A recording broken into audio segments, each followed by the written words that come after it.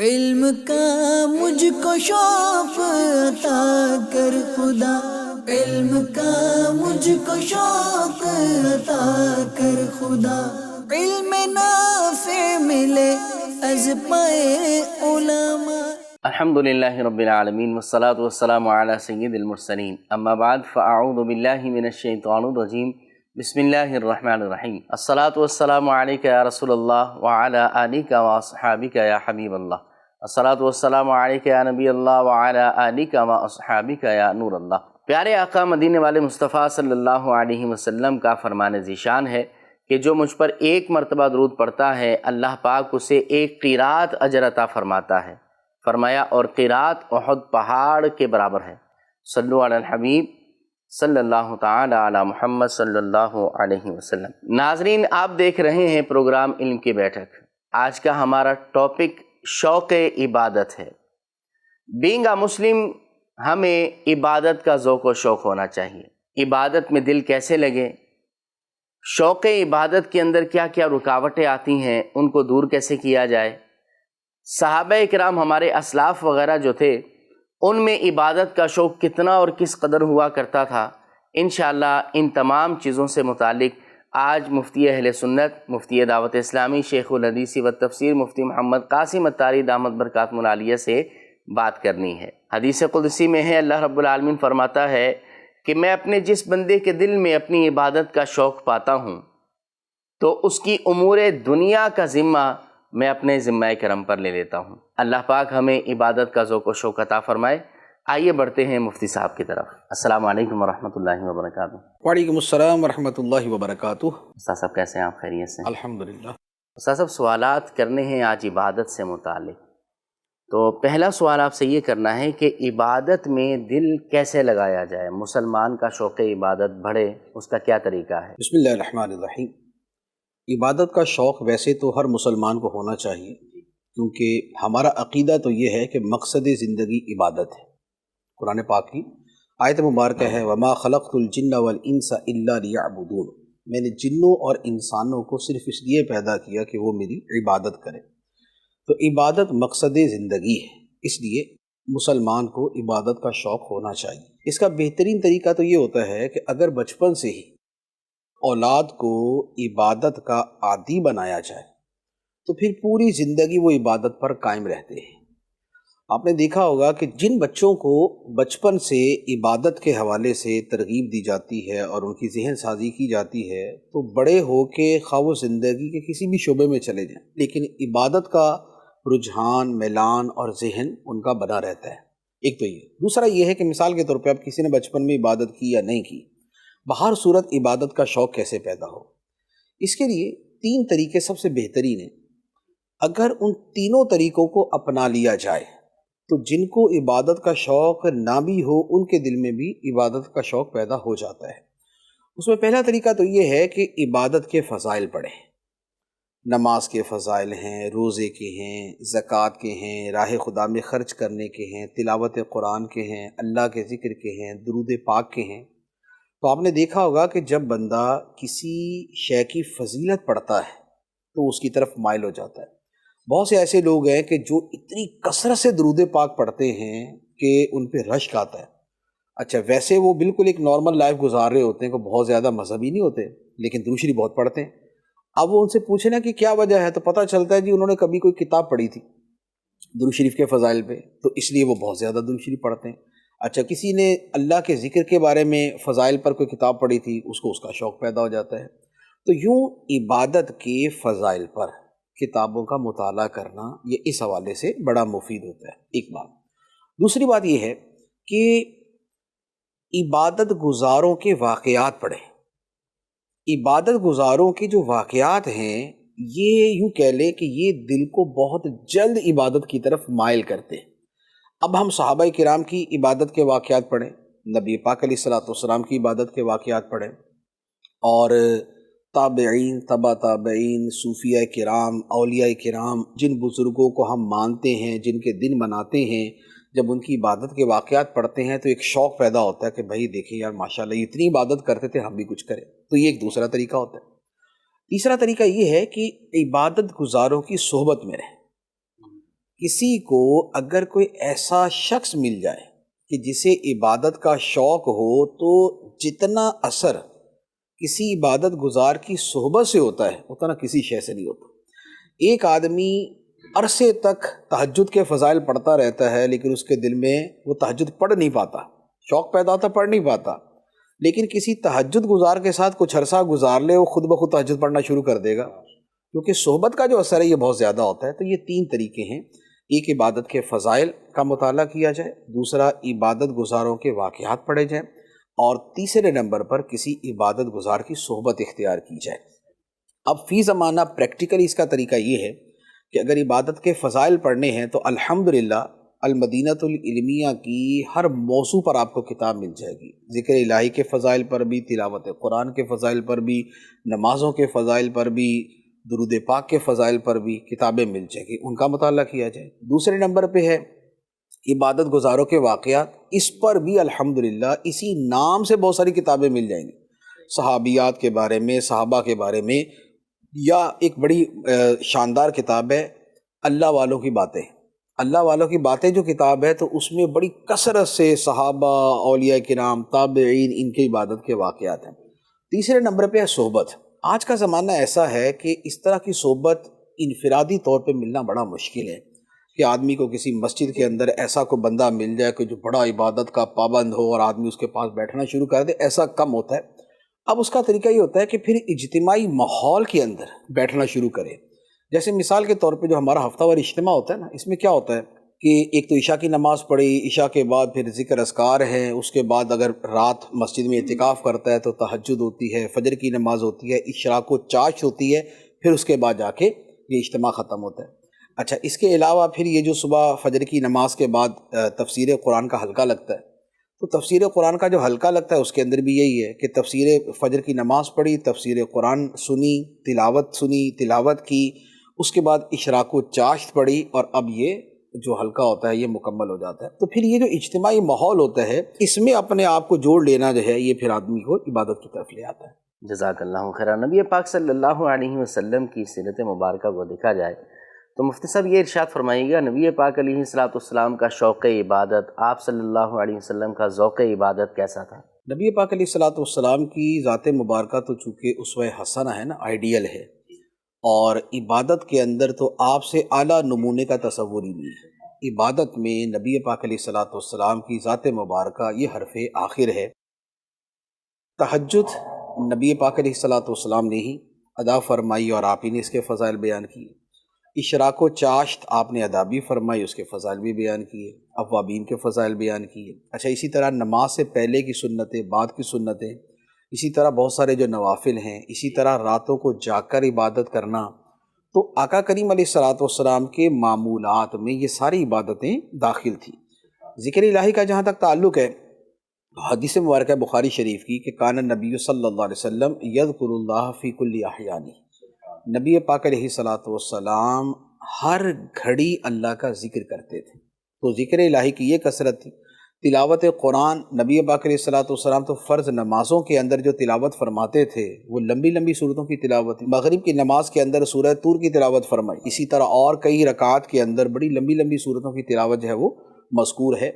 تو آقا کریم علیہ الصلوۃ والسلام کا تو جو عبادت کا معمول ہے وہ بڑا شاندار ہے۔ اسی طرح پھر آقا کریم علیہ الصلوۃ والسلام کا جو رات کا معمول تھا وہ بھی یہ تھا کہ ابتدائی رات میں عبادت، پھر اس کے بعد آرام، اور پھر اس کے بعد عبادت۔ تو جو تہجد کی عبادت بنتی ہے وہ یہ والا معمول تھا۔ نبی پاک صلی اللہ علیہ وسلم کیا شب بیداری بھی فرماتے تھے؟ راتوں کو پوری رات جاگ کر عبادت کرتے تھے، ایسے کچھ معمولات ہیں؟ دیکھیں، شب بیداری کے دو معنی ہوتے ہیں۔ ایک معنی یہ ہوتا ہے پوری رات جاگنا۔ جو پوری رات جاگنا ہے یہ نبی پاک علیہ الصلوۃ والسلام کا ہمیشہ کا معمول نہیں تھا، یعنی آپ ہمیشہ اس طرح نہیں کرتے تھے۔ ہاں، جب قرآن مجید نازل ہوا اور اس وقت یہ آیت مبارکہ نازل ہوئی نا، یا ایھا المزمل قم اللیل، کہ اے چادر اوڑھنے والے رات کو قیام کرو، تو پھر نبی پاک علیہ الصلوۃ والسلام جو ہے وہ پوری رات ہی قیام فرماتے تھے۔ اس پر پاؤں مبارک سوج جاتے اور ایک مشقت تھی، تو اس پر پھر آیت مبارکہ ایک تو یہ نازل ہوئی، طٰہٰ ما انزلنا علیک القرآن لتشقیٰ، ہم نے یہ قرآن آپ پہ اس لیے نازل نہیں کیا کہ آپ مشقت میں پڑ جائیں، اور دوسرے نمبر پہ پھر اسی قم اللیل کے ساتھ الا قلیلا، نصفہ او انقص منہ قلیلا او زد علیہ، تو پھر یہ آیت مبارکہ کا حصہ نازل ہوا کہ آدھی رات یا آدھی رات سے کچھ کم یا آدھی رات سے کچھ زیادہ، تو پھر نبی پاک علیہ الصلوۃ والسلام کا جو معمول تھا وہ یہ والا بن گیا۔ اور باقی رمضان المبارک میں بھی نبی پاک علیہ الصلوۃ والسلام کا معمول یہی تھا کہ رات میں کچھ نہ کچھ آرام فرماتے تھے اور رات کا اکثر حصہ جو ہے وہ جاگ کر گزارتے تھے۔ تو کبھی کبھار تو یہ ہے کہ پوری رات ہی آپ نے جاگ کے گزاری، لیکن جو معمول مبارک ہے وہ یہی تھا کہ عبادت پھر آرام اور پھر عبادت کے لیے اٹھتے تھے۔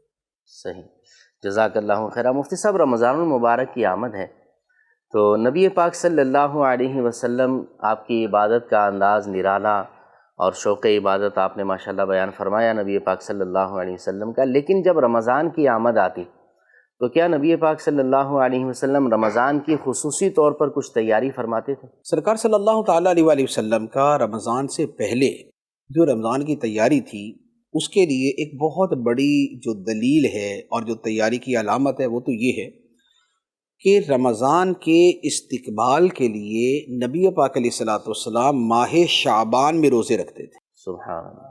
ماہ شعبان کے روزے جو تھے یہ رمضان کے استقبال کے لیے تھے، اور شعبان میں اتنے روزے رکھتے تھے کہ حضرت عائشہ صدیقہ رضی اللہ تعالی عنہا فرماتی ہیں کہ نبی پاک علیہ الصلوۃ والسلام شعبان کے مہینے میں اتنی کثرت سے روزے رکھتے کہ گویا پورا مہینہ ہی روزہ رکھتے، یعنی کہ پورے کا پورا مہینہ جو ہے وہ تو شاید رکھے ہوں لیکن اتنی کثرت سے ہوتے تھے کہ اس کو پورا مہینہ ہی کہہ دیا گیا کہ پورا مہینہ ہی روزہ رکھتے تھے۔ اور اس حدیث مبارک کی تشریح میں علماء کرام نے فرمایا ہے کہ یہاں پر یہ جو شعبان کے روزے تھے یہ رمضان کے استقبال کے لیے۔ سبحان اللہ، سبحان اللہ۔ دوسری بات یہ حضرت سلمان فارسی رضی اللہ تعالی عنہ کی حدیث مبارک ہے کہ رمضان سے پہلے نبی پاک علیہ الصلوۃ والسلام نے باقاعدہ صحابہ کرام سے واعظ فرمایا، خطاب فرمایا اور انہیں ماہ رمضان کی آمد کے حوالے سے بتایا کہ ایک مہینہ آنے والا ہے جس کا پہلا عشرہ رحمت ہے، دوسرا مغفرت ہے، تیسرا جہنم سے آزادی کا ہے۔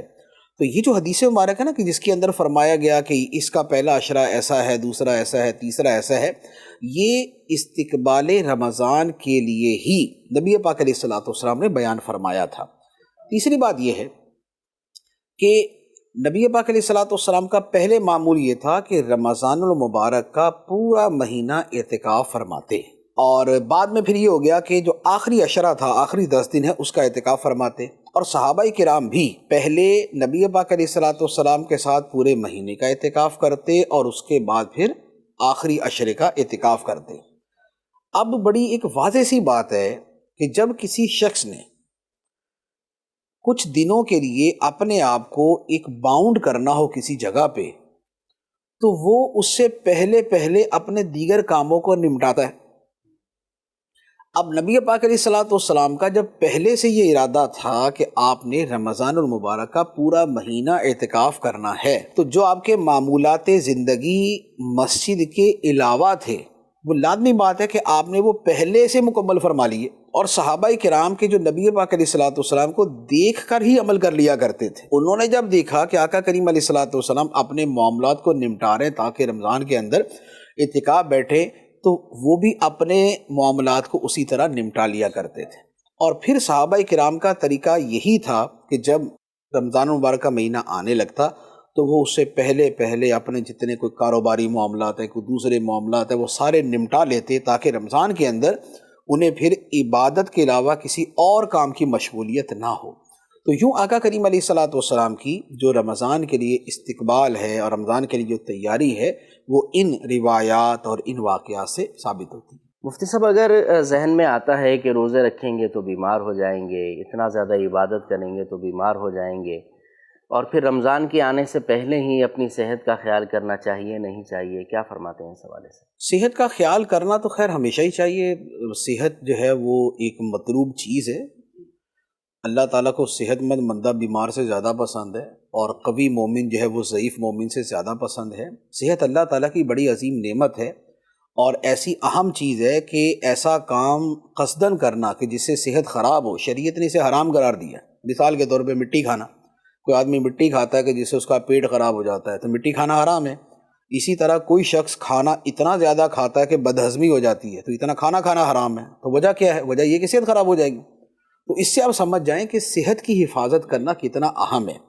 شریعت جن حکمتوں کے ساتھ نازل ہوتی ہے، ان حکمتوں میں ایک حکمت اپنی صحت کی حفاظت، جان کی حفاظت، جان کی حفاظت کے اندر صحت کی حفاظت آ جاتی ہے۔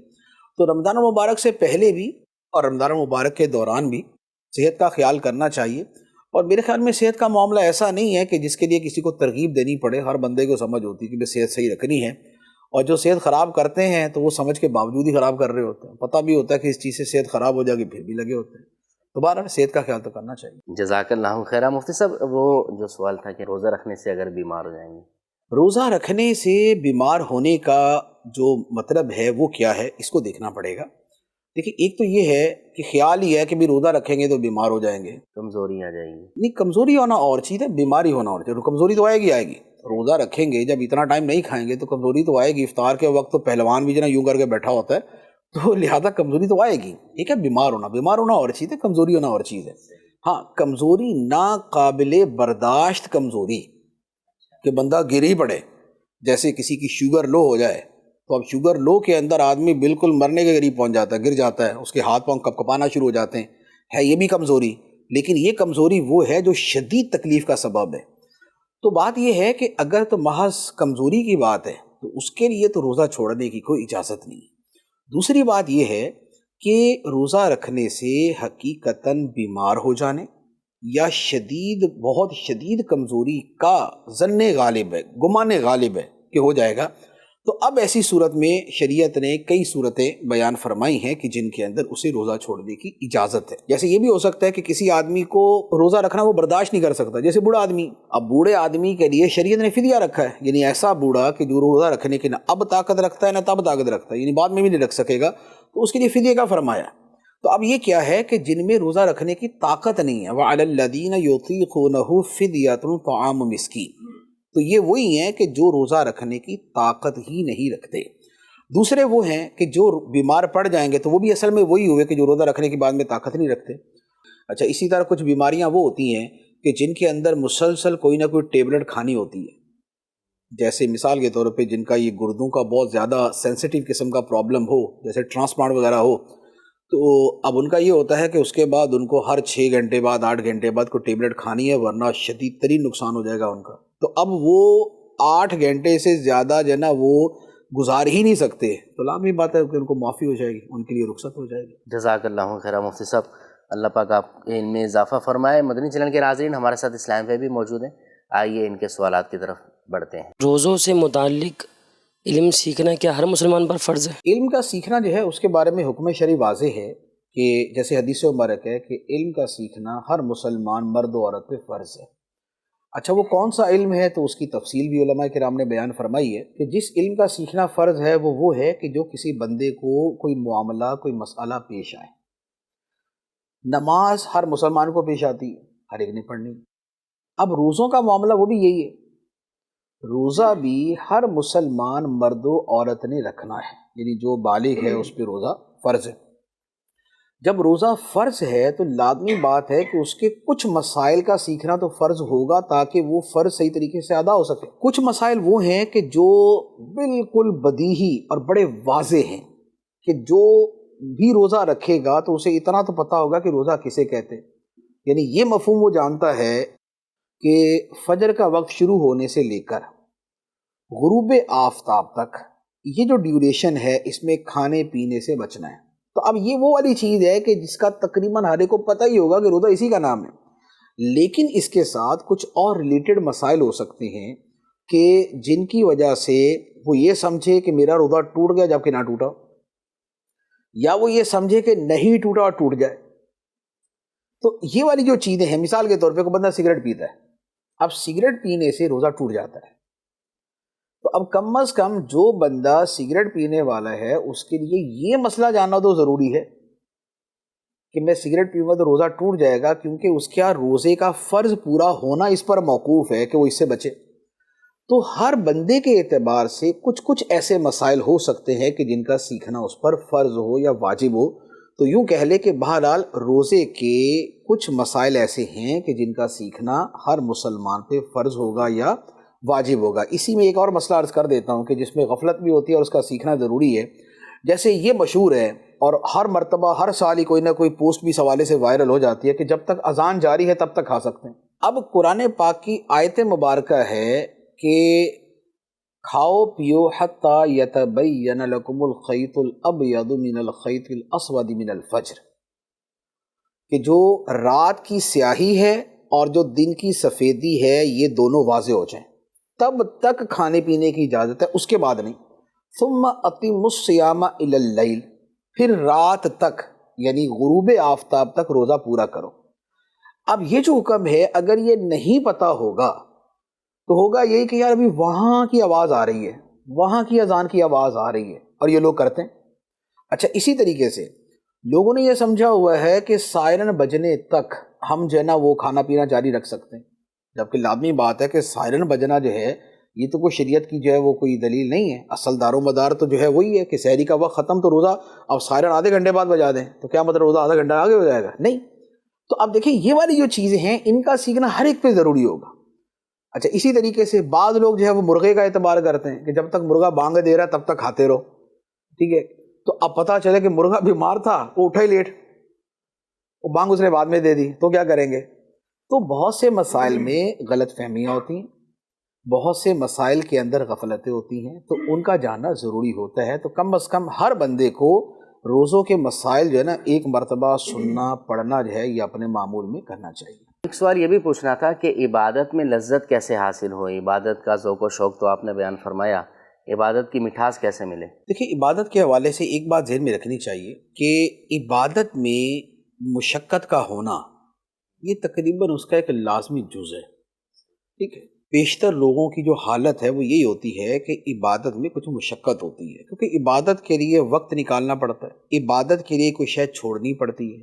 ایک آدمی اگر فجر کی نماز پڑھے گا تو اسے اپنی نیند چھوڑنی پڑے گی، ظہر عصر مغرب پڑھے گا تو اسے اپنا کاروبار آفس چھوڑنا پڑے گا، عشاء پڑھنی ہے تو بھی اسے کچھ نہ کچھ قربانی دے کے فیملی سے نکل کے جانا پڑے گا۔ تو لہٰذا اچھا اسی طرح جو روزہ رکھے گا اسے بھوک لگے گی، پیاس لگے گی اسے، تو مشقت ہونا جو ہے یہ ایک یوں کہہ لیں کہ اس کا ایک لازمی جز ہے۔ ہوتا یہ ہے کہ عبادت میں بنیادی طور پر تو لذت کی تلاش کرنی نہیں چاہیے، ورنہ اس تلاش کے چکر میں ہوگا یہ کہ وہ ملے گی نہیں اور آدمی کبھی بھی اپنی عبادت سے مطمئن نہیں ہو پائے گا۔ عبادت کا اصل مقصود ہے اللہ تعالیٰ کی بندگی کرنا، لہٰذا بندگی کریں اور اجر اور ثواب پہ نظر رکھیں۔ اب ہوتا یہ ہے کہ جب آدمی یہ ایک عرصے تک کرے اور دل سے عبادت کرتا رہے تو آہستہ آہستہ وہ عبادت جو ہے وہ اس کی عادت بن جاتی ہے۔ 3 درجے ہوتے ہیں کسی بھی کام کے۔ پہلے نمبر پہ کوئی کام مشقت سے کیا جاتا ہے، اس کے بعد وہ کام عادت بن جاتا ہے، تیسرے نمبر پہ پھر وہ کام شوق بن جاتا ہے۔ تو پہلے مشقت ہوتی ہے، پھر وہ عادت بنتی ہے، پھر وہ شوق بنتا ہے۔ جب بچے کو اسکول داخل کراتے ہیں نا، آج کل اسکولوں میں ماشاءاللہ ماحول ذرا زیادہ اچھا ہوتا ہے تو بچے بھاگم بھاگ جا رہے ہوتے ہیں، ورنہ اکثر لوگ جانتے ہوں گے کہ آج سے 20-25 سال پہلے جو حالت تھی نا وہ یہ ہوتا تھا کہ بچہ اسکول ایسے ہی جاتا تھا کہ جیسے بکرا وہاں سے جو نا وہ وہاں منڈی سے لایا جاتا ہے، وہ ادھر سے اڑا ہوتا ہے یا ادھر اڑا ہوتا تھا صبح کہ بھائی میں نہیں جاؤں گا اسکول، اس کو گھسیٹ گھسیٹ کے لے کے جا رہے، وہ جناب شور مچا رہا میں نہیں جاؤں گا، لیکن اس کو لے کے جاتے تھے۔ لیکن پھر کیا ہوتا تھا کہ پھر کچھ دنوں کے بعد جو ہے نا اس کو جانے کی عادت ہو جاتی تھی، پھر یہ اڑنا بند کر دیتا تھا، پھر آہستہ آہستہ آہستہ اس میں شوق پیدا ہو جاتا تھا، پھر وہ بڑے شوق سے پڑھتا تھا، پھر اس کو ترغیب دینے کی، اسے سمجھانے کی، اسے ڈانٹنے کی ضرورت نہیں ہوتی تھی، وہ گھر پہ آئے گا کتاب کھولے گا پڑھے گا، کیوں اب اس کو پڑھنے کا شوق ہو گیا۔ تو 20 کاموں کے اندر بلکہ ہزاروں کاموں کے اندر یہی ہوتا ہے، پہلے کام مشقت سے کیا جاتا ہے، پھر وہ عادت بنتا ہے، اس کے بعد وہ شوق بن جاتا ہے۔ بزرگان دین کے جو واقعات ملتے ہیں نا کہ وہ عبادت کرتے تھے اور بڑے ذوق شوق سے کرتے تھے، تو ابتدا میں وہ بھی اسی مشقت کے دور سے گزرے ہوتے ہیں، پھر وہ عادت بن جاتی ہے، پھر وہ ان کی جو ہے وہ ان کا شوق بن جاتا ہے۔ تو لذت حاصل کرنے کا طریقہ یہی ہے کہ بندہ وقتاً فوقتاً وہی جو میں نے شروع میں باتیں کی نا کہ عبادت کے فضائل پڑھے، عابدین کے واقعات کا مطالعہ کرے، عبادت گزاروں کی صحبت اختیار کرے، اور اس کے ساتھ یہ اپنا ذہن بنائے کہ مجھے اپنے رب کی عبادت کرنی ہے۔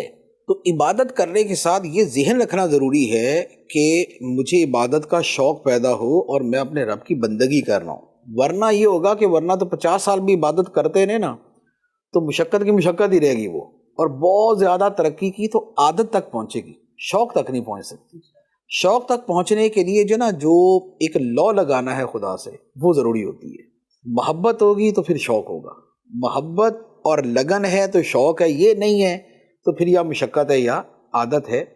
تو یوں ہے کہ بہرحال آدمی کوشش کرتا رہے تو شوق بھی پیدا ہو ہی جاتا ہے۔ جزاک اللہ خیر، اللہ پاک ہمیں ذوق عبادت، شوق عبادت اور عبادت کی مٹھاس بھی عطا فرمائے۔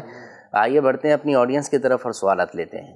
انسانوں کے علاوہ بھی کوئی مخلوق عبادت کرتی ہے؟ جی، انسانوں کے علاوہ بھی کوئی مخلوق عبادت کرتی ہے۔ دیکھیے قرآن پاک کی آیات میں یہ تو بیان کیا گیا ہے کہ اللہ تعالیٰ کی تسبیح اور اللہ تعالیٰ کو سجدہ اور اس کی حمد یہ ساری مخلوق کرتی ہے۔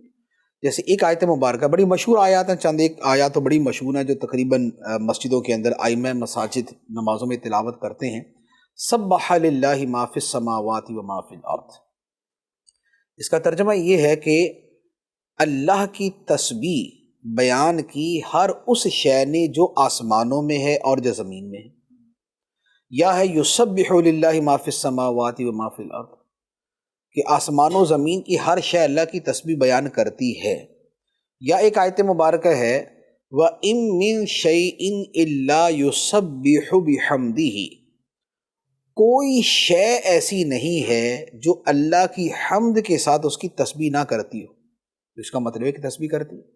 اسی طرح سورہ حج کی ایک آیت مبارکہ ہے، وہ آیت سجدہ ہے، أَلَمْ تَرَ أَنَّ اللَّهَ يَسْجُدُ لَهُ مَنْ فِي السَّمَاوَاتِ وَمَنْ فِي الْأَرْضِ وَالشَّمْسُ وَالْقَمَرُ وَالنُّجُومُ وَالْجِبَالُ وَالشَّجَرُ وَالدَّوَابُ وَكَثِيرٌ مِّنَ النَّاسِ، فرمایا کہ کیا تم نے نہیں دیکھا کہ اللہ کو سجدہ کرتا ہے ہر وہ شخص، ہر وہ فرد، ہر وہ مخلوق جو آسمانوں میں ہے اور جو زمین میں ہے، اور سورج اللہ کو سجدہ کرتا ہے، چاند اللہ کو سجدہ کرتا ہے، ستارے اللہ کو سجدہ کرتے ہیں، اور پہاڑ اللہ کو سجدہ کرتے ہیں، اور درخت اللہ کو سجدہ کرتے ہیں، اور چوپائے اللہ کو سجدہ کرتے ہیں، اور بہت سے انسان اللہ کو سجدہ کرتے ہیں۔ یہ میں نے سجدے کا لفظ تو ایک مرتبہ ہے، لیکن میں نے ترجمے کی وضاحت کے لیے ساتھ ہر ایک کے لگا دیا۔ تو اب دیکھیں یہ آیت مبارکہ جو ہے اس میں واضح طور پہ فرما دیا گیا کہ آسمان و زمین کی ہر مخلوق، اور سورج اور چاند اور ستارے اور پہاڑ اور درخت اور جانور، یہ سب اللہ کو سجدہ کرتے ہیں۔ تو یہ آیت مبارکہ جو ہے یہ، اور اس کے علاوہ جو دیگر آیات پڑھی ہیں، ان سے پتہ چلتا ہے کہ جملہ مخلوق اللہ تعالیٰ کی عبادت کرتی ہے۔ انسانوں اور جنات کے اندر یہ ہے کہ اس میں جو اختیاری عبادت ہے، پھر عبادت کی دو صورتیں ہیں، ایک ہے اختیاری، ایک ہے غیر اختیاری۔ جو اختیاری عبادت ہے کہ جیسے ہم چاہیں تو نماز پڑھیں، چاہیں تو نہ پڑھیں، تو انسان اور جنات جو اختیاری عبادت ہے ان میں کچھ کرتے ہیں، کچھ نہیں کرتے، لیکن جو غیر اختیاری عبادت ہے وہ سب کرتے ہیں۔ جیسے مثال کے طور پہ جو پتھر ہیں، جو درخت ہیں، جو سورج چاند ہیں، یہ جو اللہ تعالیٰ کی عبادت کرتے ہیں، سجدہ کرتے ہیں، تسبیح کرتے ہیں، تو یہ کوئی اپنے اختیار سے کوئی فعل نہیں کر رہے ہوتے، لیکن ان کی تسبیح ہے صحیح، ان کا سجدہ ہے ضرور، کیونکہ جب قرآن میں فرما دیا کہ سجدہ کرتی ہیں یہ چیزیں، تو اس کا مطلب ہے سجدہ کرتی ہیں۔ جب فرما دیا کہ ہر شے تسبیح کرتی ہے، تو پھر اس کا مطلب ہے کہ ہر شے کرتی ہے۔ اور اللہ تعالیٰ نے بلکہ ساتھ یہ بھی فرما دیا وَلَٰكِن لَا تَفْقَهُونَ تَسْبِيحَهُمْ، تم ان کی تسبیح کو سمجھتے نہیں۔ ہر شے تسبیح کرتی ہے لیکن تم ان کی تسبیح کو سمجھتے نہیں۔ تو لہٰذا کائنات کی ہر شے اللہ کی عبادت کرتی ہے، خدا کو سجدہ کرتی ہے، اللہ کی تسبیح کرتی ہے، اس کی حمد بیان کرتی ہے۔ ہمیں سمجھ نہیں آتا تو یہ ہماری عقل وہاں تک پہنچتی نہیں، لیکن وہ کرتے ہیں۔ آئیے بڑھتے ہیں ایک اور سوال کی طرف۔ سوال یہ ہے کہ ہم نمازیں پڑھتے ہیں، عبادات کرتے ہیں، لیکن پھر بھی کئی دفعہ ایسا ہوتا ہے کہ ہمارا دل نہیں لگتا عبادت میں، یعنی ہم بظاہر تو کر رہے ہوتے ہیں لیکن ہمارا دل نہیں لگتا۔ تو اس کے حوالے سے کوئی ایسا کوئی وظیفہ، کوئی ایسا کوئی طریقہ ہو تو ارشاد فرما دیں۔ عبادت میں دل لگنے کا ایک تو یہی ہے کہ کوشش کرتے رہیں تو آہستہ آہستہ عبادت میں دل لگنا شروع ہو جاتا ہے، ایک بات۔ دوسری بات یہ ہے کہ کچھ دعائیں بھی ایسی ہیں کہ اگر وہ دعائیں مانگنا اپنی زندگی کا معمول بنا لیں تو امید ہے کہ عبادت کرنا آسان بھی ہو جائے گا اور عبادت میں دل بھی لگے گا۔ جیسے بڑی مشہور حدیث مبارک ہے جس میں یہ دعا فرمائی گئی، اللہم اعنی علی ذکرک و شکرک و حسن عبادتک، اے اللہ تو میری مدد فرما اپنا ذکر کرنے پر اور اپنا شکر ادا کرنے پر اور اپنی اچھی عبادت کرنے پر۔ اب جب بندہ مسلسل یہ دعا مانگے گا اور خدا تعالیٰ نے مدد فرما دی تو عبادت آسان ہو جائے گی، دل بھی لگنا شروع ہو جائے گا۔ اچھا، اسی طریقے سے ایک اور دعا ہے، اللہم ثبت قلبی علی دینک، اے اللہ میرے دل کو اپنے دین پر ثابت کر دے۔ دین کا مطلب یہ جو عقائد کا مجموعہ ہے یہ بھی ہوتا ہے، اور دین کا مطلب عبادت بھی ہوتا ہے، تو لہذا یہ دعا بھی مانگی جا سکتی ہے۔ تو اس طرح کی جو دعائیں ہیں، اگر یہ دعائیں پڑھنا یہ بندہ اپنی زندگی میں شامل کر لے تو اس سے بھی عبادت کا رجحان اور عبادت کی طرف میلان اور عبادت آسان ہونا شروع ہو جاتی ہے۔ جزاک اللہ خیرہ۔ مفتی صاحب، یہ عمومی طور پر کہا جاتا ہے، یا میرے اہل سنت بھی یہ نیت کرواتے ہیں، ہماری کتابوں میں بھی لکھا ہے کہ عبادت پر قوت حاصل کرنے کے لیے کھانا کھاؤں گا، کھانے کی ایک نیت یہ بیان کی جاتی ہے، تو اس سے کیا مراد ہے؟ دیکھیں، عبادت پر قوت پانے کی نیت سے میں کھانا کھاتا ہوں، یہ جملہ جو ہے وہ ایک جملہ ہے، نیت ہے دل کے ارادے کا نام۔ اب اگر دل کے اندر یہ بات ہے اور پھر زبان سے کہتے ہیں تو ٹھیک ہے، ورنہ اگر زبان سے کہتے ہیں اور دل میں اس کا نام و نشان بھی نہیں ہے تو اس کا کوئی فائدہ نہیں، سوائے اس کے کہ یہ ایک تربیت کی صورت ہو سکتی ہے، یا چلے بندہ زبان سے بولتا رہتا تو ہو سکتا کبھی دل بھی بول دے، ٹھیک ہے نا، تو یہ والی صورت ہے یہ۔ جیسے مثال کے طور پہ ایک بندہ فجر کی نماز پڑھے اور فجر کی نماز کے اندر جو ہے وہ دل میں اگر فجر کی نیت ہے تو فجر ہوگی، اور اگرچہ زبان پہ ظہر کی نیت، ظہر کا لفظ آ جائے، عصر کا آ جائے، مغرب کا آ جائے، کوئی بھی آ جائے، لیکن اگر دل کے اندر ہی وہ ظہر کی نیت کر رہا ہے اور زبان سے بھلے فجر کا لفظ بول دے تو فجر کی نماز نہیں ہوگی، کیونکہ نیت دل کے ارادے کا نام۔ اب رہی یہ بات کہ یہ کہنا کہ میں عبادت پر قوت پانے کی نیت سے کھاتا ہوں، تو دار و مدار اس کے اوپر ہوگا کہ واقعتاً دل کی کیفیت کیا ہے۔ اچھا، اب یہ نیت سچی تھی یا نہیں، اس کی پہچان ہوتی ہے اس بات سے کہ اس کے بعد عمل کیا تھا۔ عبادت پر قوت پانے کی نیت سے کھانے کے لیے ڈٹ کے کھایا اور بعد میں فجر بھی چھوڑ دی۔ اب اگر یہ زبان سے بول کر تو کھا لیا اور اس کے بعد عبادت کا نام و نشان ہی کوئی نہیں، تو اس کا مطلب یہ ہوا کہ یہ کہنے کی حد تک تھا۔ عبادت پر قوت پانا تو یہ ہے نا کہ بندہ سحری کیوں کھاتا ہے، روزہ رکھے گا، سحری میں کھانا کھا لیا، روزہ رکھا ہی نہیں، تو اس کا مطلب کیا ہوا کہ یہ سحری نہیں تھی، یہ کھانا ہی تھا یہ، اور یہ عبادت پر قوت پانے کی نیت سے تھا ہی نہیں، یہ ایسے ہی کھانا تھا یہ۔ تو اس لیے اپنے عمل کے ذریعے اپنی نیت کی صداقت کو جاننا چاہیے۔ یہ نیت کریں نہ کریں، بہر صورت اگر عمل ویسا ہی رہنا ہے تو اس کا مطلب یہ ہوا کہ یہ نیت نہیں تھی، یہ جملہ تھا ایک جو ادا کر دیا گیا۔ اور اگر واقعتاً ایسا ہوا کہ کھایا پیا اور پھر اس کے ساتھ عبادت کا کچھ تعلق بھی قائم کیا تو پھر یہ کہا جائے گا کہ واقعتاً اس کی ایسی نیت تھی، ورنہ اس کی مثال اگر میں دوں تو یوں سمجھ لیں، ایک آدمی یہ کہتا ہے کہ میری نیت ہے کہ کل میں نے حیدرآباد جانا ہے۔ اچھا، اس نے ابھی اسے کہا کہ اچھا حیدرآباد جانے کی کس پہ جاؤ گے، تو اس نے کہا گاڑی پہ۔ اس نے گاڑی ہے نہیں، گاڑی نہیں ہے۔ اچھا، اب صبح ہوئی، اب اس سے پوچھا ہاں بھی اب گاڑی بھی کھڑی ہے گھر کے سامنے، گاڑی آ گئی کہیں سے، اب جاؤ، کہہ رہے نہیں یار موڈ نہیں ہے۔ تو اس کا مطلب ہے وہ رات والی نیت بھی نا وہ بھی ایسی تھی۔ نیت ہوتی ہے تو بندہ وہ کام بھی کرتا ہے، اگرچہ یہ ضروری نہیں ہے کہ نیت کے بعد وہ کام بھی کرے، لیکن یہ ہے کہ کبھی بھی نہ کرے۔ تو ایسی پکی نیت کہ جس کے بعد یقینی طور پہ عمل ہی نہیں کرنا، تو یہ نیت پھر نیت نہیں ہے، یہ شیطان کا وسوسہ ہو جاتا ہے۔ تو لہذا اپنی نیت کو اپنے عمل کے ساتھ جو ہے وہ اس کو ملا کر دیکھنا چاہیے کہ میرا عمل کیا ہے، کیا وہ میرا عمل نیت کی تصدیق کرتا ہے یا نہیں کرتا۔ جزاک اللہ خیرہ۔ مفتی صاحب، رمضان کی آمد ہے تو کوئی ایسے وظائف یا ایسے اعمال، ایسی نیکیاں بتا دیں کہ جو لازمی طور پر مسلمان کو رمضان میں کرنی چاہیے، کوئی ایسا پیکیج عطا فرما دیں، وظائف بھی ہوں، اعمال بھی ہوں، یہ ساری چیزیں۔ دیکھیں، چند ایک عبادتیں تو رمضان المبارک میں ویسے ہی کرنی ہوتی ہیں، جیسے رمضان کے روزے رکھنا فرض ہے تو اب وہ جس پہ فرض ہے اس کو فرض کے طور پہ اسے ادا کرنا ہے۔ اچھا، اسی طریقے سے تراویح 20 رکعت تراویح ادا کرنا یہ سنت موقدہ ہے، تو لہذا اس والی سنت پر بھی لازمی طور پہ عمل کیا جائے۔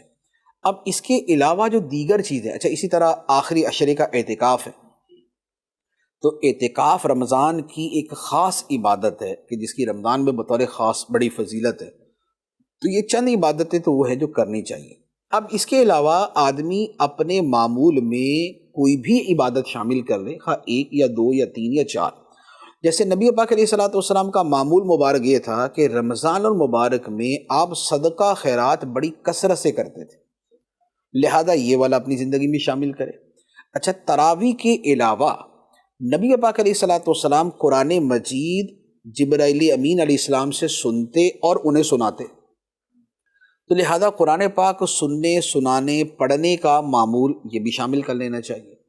پھر رمضان المبارک میں تسبیحات پڑھنا کہ جو ہم پورے سال نہیں پڑھتے، کوشش کریں کہ رمضان میں اس کی ایسی عادت بنائیں کہ رمضان بھی اس کے اعتبار سے گزر جائے اور بعد میں وہ عادت بھی باقی رہے۔ پھر اس کے ساتھ یہ بھی ہے کہ جیسے فرمایا نا کہ پہلا عشرہ رحمت، دوسرا مغفرت، تیسرا جہنم سے آزادی، تو اس کے حوالے سے جو دعائیں ہیں وہ دعائیں اپنے معمول میں شامل کر لے کہ پہلے عشرے میں رحمت کی دعا، دوسرے عشرے میں مغفرت کی دعا اور تیسرے عشرے میں جہنم سے آزادی کی دعا۔ اب یہ اپنی زبان میں کر لے، یہ عربی میں کر لے، تو اسے اپنا معمول بنا لیں۔ پھر اس کے علاوہ درود پاک اس کا وظیفہ بنا لیں۔ طریقہ یہ ہوتا ہے کہ اگر کوئی مخصوص تعداد، کوئی مقدار بنا لی جائے تو پھر اس پہ عمل بھی ہو جاتا ہے۔ ابھی پچھلے دنوں کیا ہوا، ابھی چند دن پہلے یہ شب برات گزری۔ شب برات کے موقع پر میں نے ایک پمفلٹ بنایا اور اس میں میں نے تقریباً 25 کے قریب وظائف جو ہے وہ لکھے، وہ وظائف لکھے وائرل کر دیے۔ اچھا، اب ہوا یہ کہ مجھے اتنے لوگوں نے اس پر میسج کیے کہ مفتی صاحب ہماری اتنی شاندار رات گزری کہ ہم پوری زندگی نا تلاش ہی کرتے پھرتے تھے کہ یار شب برات میں کیا پڑھیں۔ اچھا، اب وہ کسی سے پوچھتے تھے، وہ بولتا تھا 100 رکعت پڑھو، تو 100 رکعت کے بارے میں بزرگوں کے معمولات میں سے کوئی روایت ہے، لیکن بات یہ ہے کہ 100 رکعت کا مطلب تو نہ ہی پڑھو، یعنی کہ عوام کے اعتبار سے تو اس کا تقریباً یہی مطلب بنتا ہے کہ 100 رکعت پڑھنے کا مشورہ دینے کا مطلب ہے کہ گھر بیٹھ جاؤ کہ تم نے کچھ نہیں پڑھنا۔ کوئی قسمت والا ہوتا ہے جو 100 رکعت پڑھتا ہے۔ تو میں نے جو عام اوراد و وظائف تھے ان کو کچھ شب برات کی مناسبت سے ترتیب دیا، اور وہ 25 کے قریب وہ وظائف تھے، وہ میں نے دیے، تقریباً 1.5 سے 2 گھنٹے میں پورے ہونے والے تھے۔ آپ یقین کیجئے کہ میرا گمان غالب ہے کہ کم از کم 50 سے 60 ہزار افراد نے وہ وظائف پڑھے ہوں۔ وجہ کیا ہوئی کہ وہ لکھے لکھا لسٹ مل گئی کہ بھئی یہ 111 مرتبہ، 111 111 111 41 مرتبہ، 40 مرتبہ، 111 111 111۔ اب وہ ہر بندہ تسبیح لے کے بیٹھا ہوا 11 111 111 پوری کر رہا نا اس کو۔ تو رمضان المبارک کے حوالے سے اگر ہم اپنا یہ معمول بنا لیں نا، ہم یہ طے کر لیں کہ مثال کے طور پہ ماہ رمضان میں کلمہ طیبہ ہے تو یہ ہم نے 313 مرتبہ پڑھنا ہے، درود پاک ہے یہ ہم نے 313 مرتبہ پڑھنا ہے۔ اچھا، سبحان اللہ والحمد للہ ولا الہ الا اللہ واللہ اکبر ولا حول ولا قوۃ الا باللہ، تیسرا کلمہ جو ہے یہ ہم نے 313 مرتبہ پڑھنا ہے۔ سبحان اللہ وبحمدہ سبحان اللہ العظیم یہ 313 مرتبہ پڑھنا ہے۔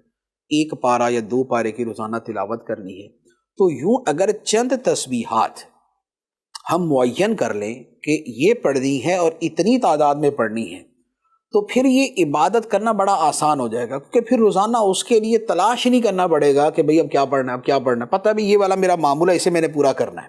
تو یہ رمضان کا مہینہ عبادت میں گزارنے کے لیے یہ ایک بڑا آسان طریقہ ہے کہ اپنے کچھ معمولات مقرر کر لیں اور پھر ان کو پڑھتے رہیں۔ جزاک اللہ خیرہ۔ مدنی چینل کے ناظرین، رمضان کے حوالے سے بہت ماشاءاللہ اچھی گفتگو رہی ہے۔ میں ایک مشورہ دوں گا اپنے ناظرین کو، اپنے یہاں حاضرین کو بھی، کہ فیضان رمضان بہت ہی زبردست کتاب ہے، بہت ہی اچھی کتاب ہے۔ رمضان کی آمد سے پہلے یا رمضان کے اندر ہی فیضان رمضان کتاب کا ضرور مطالعہ کریں۔ اللہ پاک ہمیں علم نافع عطا فرمائے۔ مدنی چینل کے ناظرین آپ سے اجازت چاہیں گے، سلسلے کا وقت مکمل ہو چکا ہے۔ مدنی چینل دیکھتے رہیے، مدنی چینل دیکھنے کی دعوت کو بھی عام کرتے رہیے۔ صلو علی الحبیب صلی اللہ تعالی علی محمد صلی اللہ علیہ وسلم۔ علم کا مجھ کو شوق عطا کر خدا، علم کا مجھ کو شوق عطا کر خدا، علم نافع ملے از پائے علماء.